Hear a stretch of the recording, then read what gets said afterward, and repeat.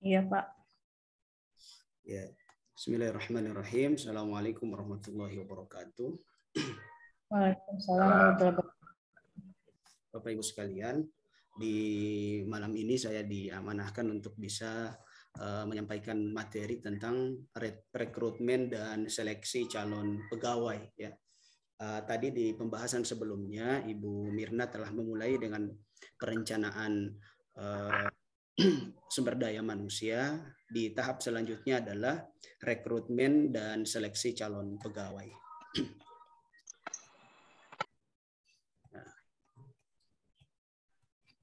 Dalam dunia kerja, kunci utama dalam menciptakan sumber daya manusia yang profesional terletak pada rekrutmen, seleksi, training, dan development calon tenaga kerja.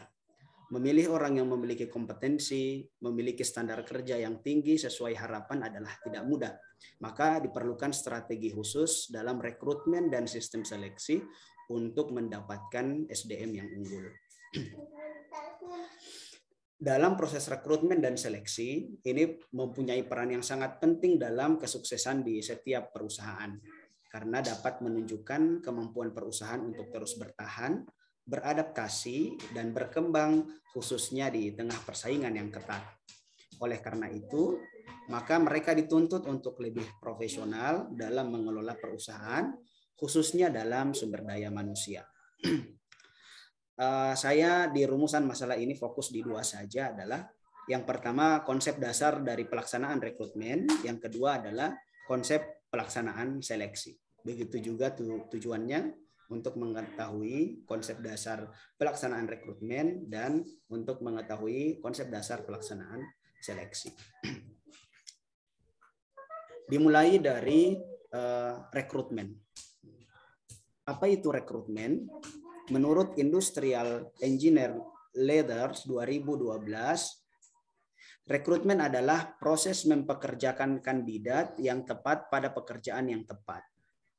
Nah, proses menemukan dan menarik pelamar yang mampu untuk bekerja. Proses ini dimulai ketika rekrutmen baru dicari dan berakhir ketika aplikasi telah diajukan. Dan yang terakhir, organisasi-organisasi sangat menginginkan informasi yang akurat tentang seperti apakah pelamar-pelamar tersebut jika kelak mereka menjadi atau diangkat menjadi pegawai. Ini menurut Hidayah 2015.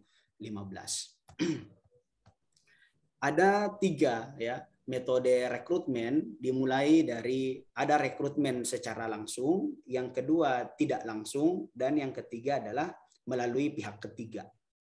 Kalau rekrutmen secara langsung, ini yang sering kita lakukan, apalagi pada sekolah-sekolah swasta atau pada lembaga-lembaga swasta, di sekolah, akademi, lembaga pendidikan, dan pelatihan. Di metode yang langsung ini, biayanya rendah dan bisa menarik banyak pelamar, dan bisa dalam waktu yang sangat singkat. Atau bisa juga melalui pameran di bursa kerja. Yang kedua adalah tidak langsung. Ini biasanya dilakukan melalui iklan di koran, majalah, berbagai jurnal profesional, radio, dan lainnya. Sedangkan kalau melalui pihak ketiga, yakni penggunaan agen ya dari orang yang ketiga, mulai serikat kerja dan lainnya. Proses rekrutmen ya. Ada 5 tahapan dari proses rekrutmen ini. Dimulai dari 1, perencanaan rekrutmen. Jadi pemilik pekerjaan atau lembaga pendidikan mulai mengidentifikasi kebutuhan tenaga kerja di perusahaan tersebut. Mulai mengidentifikasi berapa yang dibutuhkan, tugas dan kerjanya seperti apa, job desk-nya seperti apa. Nah, itu dimulai dari perencanaan.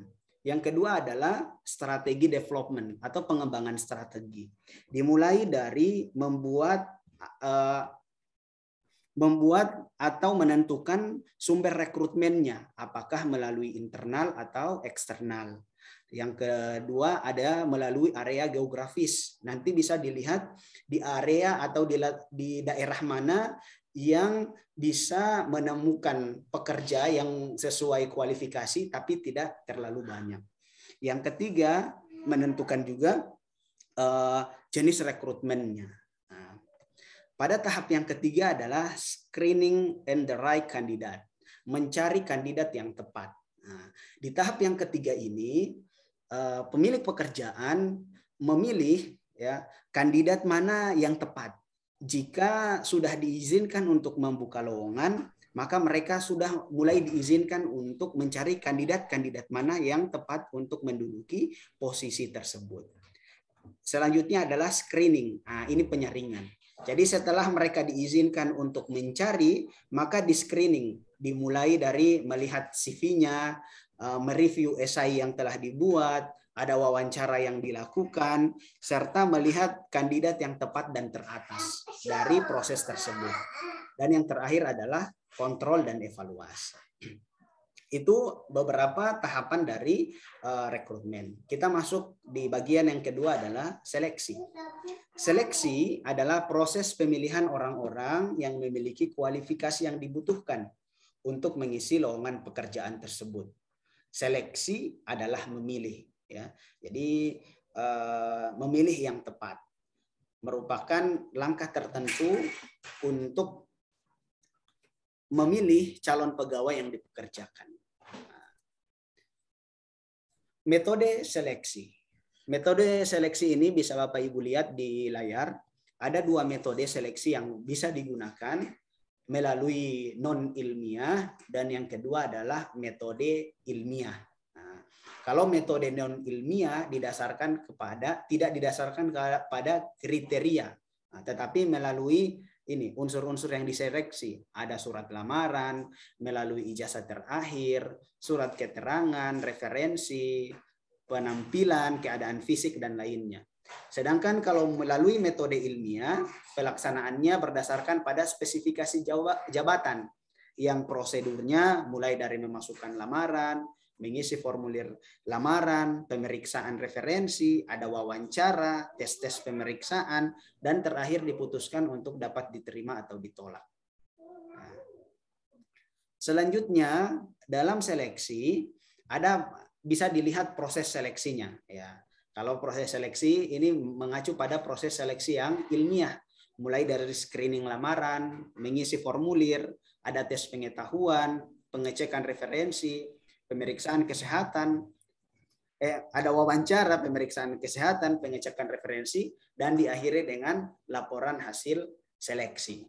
Nah, sederhananya, Bapak Ibu, kalau saya kembali kepada lembaga pendidikan di kami, proses seleksinya kurang lebih seperti ini. Ya, setelah kita membuka lamaran, kita mulai seleksi, kita mau melihat mulai dari esai yang diberikan atau mereview biodatanya. Nah, setelah itu kita berikan tes kemampuan akademiknya seperti apa, kita tes Qur'annya, setelah itu kita tes pengajarnya, setelah itu ada wawancara, setelah wawancara kita ada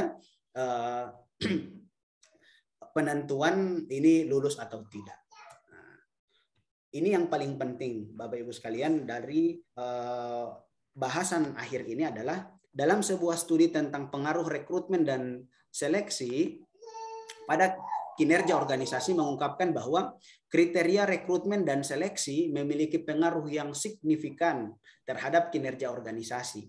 Yang mana semakin objektif kita memilih, maka akan baik juga bagi penempatan seseorang di tempat kerja tersebut.